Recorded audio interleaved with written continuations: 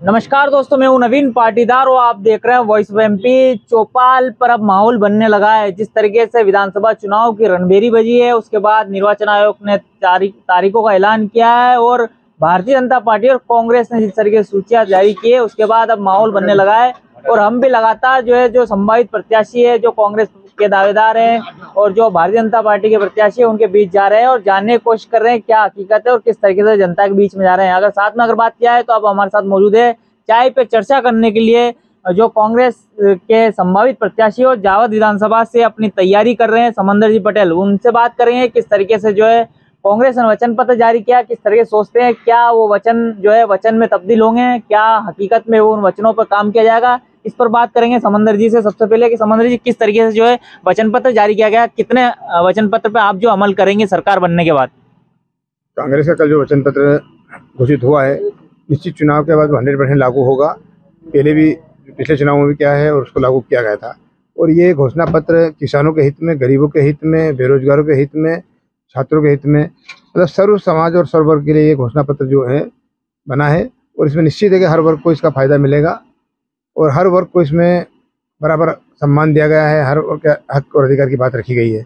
सबसे बड़ा मुद्दा इसमें जो हम इस क्षेत्र के लिए जो था, यहाँ की सबसे बड़ी मुख्य समस्या थी, क्योंकि क्षेत्र अफीम बहुल क्षेत्र है। यहाँ अफीम की मुख्य खेती है और यहाँ का हर किसान अफीम की खेती से जुड़ा हुआ है। और जो सरकार ने जो डोडा चुरा जो मुखिया का था कि उसके ऊपर कई किसानों को झूठा फंसाया जाता था, कई अवैध वसूली की जाती थी, उसको कांग्रेस पार्टी ने उसमें वचन पत्र में लिया गया है कि अगर प्रदेश में कांग्रेस की सरकार बनती है तो डोडा चुरा को NDPS से मुक्त करके उसको आबकारी में लाएगी। तो आज जो झूठे मुकदमे और झूठी वसूली जो हो रही थी, उससे किसानों को बहुत बड़ी राहत मिलेगी, क्योंकि मंदसौर और नीमच जिला अफीम का क्षेत्र है और जावद विशेष तौर से पूरा जावद विधानसभा में हर गांव में अफीम के पट्टे हैं और हर किसान इससे जुड़ा हुआ है। तो निश्चित है किसानों के लिए बहुत बड़ी सौगात है और बहुत बड़ी राहत है, क्योंकि इसमें कई बार एक व्यक्ति के साथ उसमें कई जुड़े हुए कई परिवारों को इसमें झूठा फंसाया जाता है और फिर बहुत बड़ी अवैध वसूली होती है, बहुत बड़े तोड़ बट्टे होते हैं। क्योंकि पहले भी एक बार कहीं हो चुका है कि एक रेलवे के ठेकेदार को बाहर रहने वाला था, उसको हिला के उसको मुलजिम बनाने का प्रयास किया गया और जब काफ़ी विरोध किया गया, सब लोग उसमें जमीन तोड़ पाए, जब जाके उसको उससे झूठे मुकदमे से बाहर आया। और निश्चित उसमें बहुत बढ़िया वसूली का मामला था वो। तो कई किसानों के साथ ये मामले हो चुके हैं और निश्चित जो मध्य प्रदेश कांग्रेस कमेटी ने जो किसानों के लिए ये सौगात दी है, निश्चित है उससे सारे किसानों को बहुत खुशी है। और मेरे साथ कई हमारे यहाँ के क्षेत्र के किसान बंधु जो बैठे हैं, निश्चित आप इनसे बात करेंगे कि इस घोषणा से किसानों को बहुत लाभ मिलेगा और जो लगातार वो प्रताड़ित हो रहे थे झूठे मुकदमों से, झूठे अवैध वसूली से, उससे उनको मुक्ति मिलेगी। बड़ी बात कही है कि जिस तरीके से वॉइस एमपी की इस मुद्दे को उठाता आ रहा था कि जो NDPS एक्ट में बदलाव किया जाए और जो धाराएं, जो उन धाराओं को लेकर जिस तरीके से किसानों को फंसाया जाता है, उनको बुलाया जाता है, फिर फंसाने और वसूली की जो धमकियां दी जाती है, उससे लेकर भारी आक्रोश किसानों में। साथ ही जिस तरीके से हम चाय पर चर्चा कर रहे हैं, चाय लीजिए भाई साहब, आप चाय पीते हैं, हम बात भी करेंगे। क्या नाम है आपका? पिंकेश भाई ने ये चाय बनाई है जहाँ पर चाय पे चर्चा करने के लिए हम मौजूद है। और इस वक्त जिस तरीके से कांग्रेस के संभावित जो झार विधानसभा के प्रत्याशी है समंदर पटेल, उनसे बात कर रहे हैं हम किस तरीके से वचन पत्र जारी किया और किस तरीके की स्थिति। सबसे पहले चाय का टेस्ट लेते हैं। पिंकेश भाई ने चाय बनाई है, चाय का टेस्ट अच्छा है क्योंकि चुनावी टेस्ट इस वक्त चल रहा है। क्या कहेंगे आप, जिस तरीके से कांग्रेस ने जो वचन पत्र जारी किया, कितना आप मानते हैं किस तरीके से किसानों के पक्ष में? बढ़िया है सब। क्या कांग्रेस की सरकार इस बार आएगी? आएगी ना सर, आएगी। काम कर रही है? कर रही ना। क्या कहेंगे आप? जी इस बार कांग्रेस आएगी। अच्छा, पक्का? समंदर जी अच्छे हैं। अच्छा, अच्छे हैं। तो देख रहे हैं चौपाल पर चाय के साथ चर्चा कर रहे हैं। तो पिंकेश भाई आप तो रोज यहाँ पर रोज अलग अलग चाय पीने आते हैं, क्या है चुनावी मूड, क्या है, टेस्ट कैसा चल रहा है? अरे कुछ तो बताओ। पिंकेश भाई चाय के टेस्ट के साथ चुनावी टेस्ट नहीं बता पा रहे हैं, क्या कहेंगे आप? चुनावी माहौल बहुत अच्छा है इधर, और इधर वैसे ही कांग्रेस बाहुल्य क्षेत्र है और यहाँ पे बहुत बहुत मतलब बहुत भारी मतों से विजय होंगे अगर समंदर जी पटेल को टिकट मिलता है। और वो एक किसान है और जो कांग्रेस के इस वचन पत्र में फीम के ये जो लोगों को धमकियाँ दी जाती है, अगर ये करेंगे तो 100% यहाँ से बहुत अच्छे वोटों से विजित होंगे। अच्छा, क्या काम वाम लगता है आपको पूरी मजबूती से करेंगे? बिल्कुल करेंगे, क्यों नहीं करेंगे। कांग्रेस का इतने 20 वर्षों से बीजेपी का लगातार भ्रष्टाचार, हमारे ये हनुमान जो चौराहा है ना, यहाँ पे हमारे को, जो मैं एक उज्जैन था और वो उसमें केस में मेरे को फंसाया निर्दोष, और हमने करीबन 5-7 साल से तारीखें की है, और हनुमान जी के नाम पे हमने वह वैसे ही, चलो कोई दिक्कत नहीं है, हमारे ये हुआ केस तो कोई दिक्कत नहीं, पर 5 साल तक तारीखें की है, जो फर्जी केस में फंसाया है हमारे को, जो 36 जने थे हम यहाँ पे। और अभी बोल रहे हैं मंत्री जी आके केस फारग हो गया, हो गया, झूठे आश्वासन देते हैं केवल आके, जमीनी हकीकत पर तो उनका कुछ कार्य है ही नहीं। समंदर जी, देखा जाए तो क्या आप बड़ी यहाँ पर किन मुद्दों को लेकर, अगर आपको प्रत्याशी बनाया जाता है तो किन मुद्दों को लेकर आप जो है भारतीय जनता पार्टी घेरेंगे और किन मुद्दों को लेकर जनता के बीच, किसानों के बीच जाएंगे? यहाँ पे गरीब और किसानों के साथ लगातार जो 20 वर्षों से शोषण हो रहा है, किसानों के हितों को भी ध्यान में नहीं रखा गया है, क्योंकि जो विधायक जी, मंत्री जी खुद एक व्यापारी हैं और उन्होंने यहाँ व्यापारियों को ही ज़्यादा बढ़ावा दिया है और किसानों के से उनका कोई लेना देना नहीं है।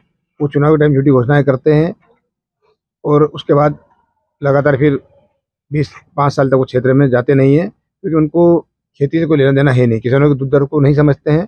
और जो कि मैं एक किसान परिवार से हूँ और मैं खुद किसान हूँ, इसलिए मैं किसानों के दुख दर्द से बहुत अच्छी तरह भली भांति परिचित हूँ, क्योंकि यहाँ लगातार किसानों की अनदेखी की गई है। क्योंकि किसानों को वास्तव में जो सुविधाएं हैं, क्योंकि किसानों की मूल समस्या बिजली, पानी और सड़क, और तीनों चीज़ आप देख रहे हैं। अभी अब जो है आज इस पूरी ग्वालियर से लगा के जार तक रोड की इतनी बुरी हालत ख़राब है, पूरी ख़राब सड़क है। यहाँ पे बच्चों को स्कूल आने जाने में, अपने बसों को चलने में, ट्रैक्टर से किसान अपने जो लाने ले जाने में बहुत परेशानियों का सामना करना पड़ रहा है। बाकी क्षेत्र की लगातार मंत्री जी ने अनदेखी की है और उन्होंने हमेशा यहाँ पे जो किसानों के साथ धोखा किया है कि कई किसानों को यहाँ उद्योगों के नाम पे उन्होंने बेवकूफ़ बनाया है।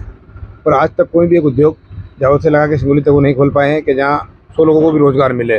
उन्होंने सिर्फ अपने जो फायदे की चीज़ और जहाँ उनका कमीशन था, उन्होंने सौर ऊर्जा प्लांट जो लगाए हैं जावद में, उसमें हज़ारों एकड़ ज़मीन इन्होंने उद्योगपतियों को, जिसमें उनकी पार्टनरशिप, उनकी भागीदारी उसको दी गई है। जब ये उद्योग लगाए गए थे, जब यहाँ के किसानों ने इनका विरोध किया था कि भाई ये उद्योग से हमें क्या फ़ायदा है, तो इन्होंने किसानों को बेवकूफ़ बनाया, बरगलाया, यहाँ आपको 10,000 लोगों को रोज़गार मिलेगा। और आज जो भगवान पड़ा प्लांट में और जो भी सेकेंड प्लांट लगा हुआ है, उसमें 10 लोगों को भी, इस तरह लोगों को रोज़गार नहीं मिल पाया है।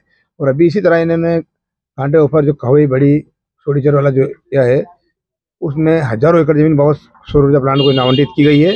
उसमें कई गरीब किसान जो वहाँ पे खेती करके अपना परिवार का पालन करते थे, उनको बेदखल किया गया है, वो आज रोड पे आ गए हैं। कई परिवार जो अपने पशुपालन करते थे, उससे उनका परिवार पलते थे, आज उनको पशुपालन में बहुत बड़ी तकलीफ आ रही है, क्योंकि वो सारी ज़मीनें हो गई, पशुओं की जगह चराने के लिए ले जाए, कहाँ से वो घास उसकी व्यवस्था हो। इन सब चीज़ों के कारण आज बहुत जनता में आक्रोश है और ये आक्रोश निश्चित से बहुत बड़े वोटों में तब्दील होगा।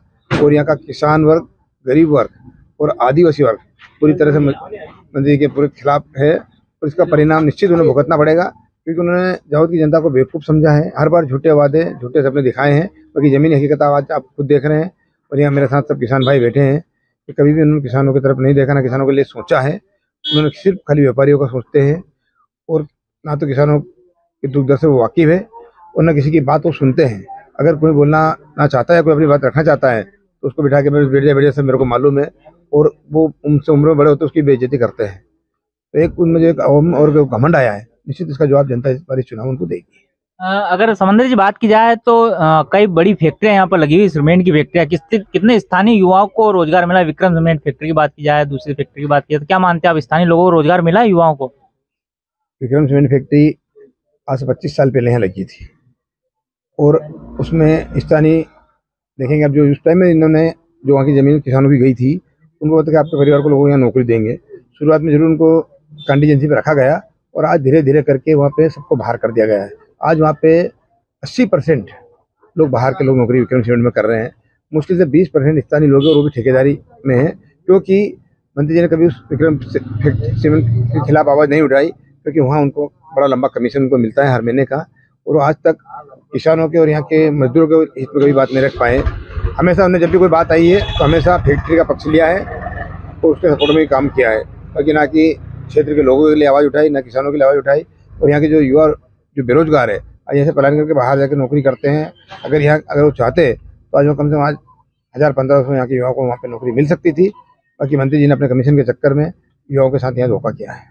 तो बड़ी बात तो ये है कि स्थानीय विधायक होकर और मंत्री मध्य प्रदेश सरकार में होकर उसके बावजूद भी यहाँ पर रोजगार कहीं नहीं लगाए गए। साथ ही जिस तरीके से जिन चुनाव मुद्दों को लेकर जो है समंदर जी मैदान में जाएंगे वो तमाम मुद्दों को उन्होंने बताया। साथ ही सबसे बड़ी बात की जाए जिस तरीके से वैष्णवी की टीम लगातार जिस तरीके से एनडीपीएस एक्ट को जो धारा है जोड़ा चूरा है उसको बाहर निकालने की बात कह रही थी और उसको आबकारी में डालने की बात कह रही थी, उसी मुद्दे को जो है वचन पत्र में शामिल किया गया है और उसी बात को लेकर जो है एक बार फिर जनता के बीच में आएंगे कांग्रेस और अपने जो मुद्दे हैं उनको मुद्दों को लेकर वे चुनाव लड़ेंगे। मेरे सहयोगी कासिम के साथ नवीन पाटीदार की रिपोर्ट।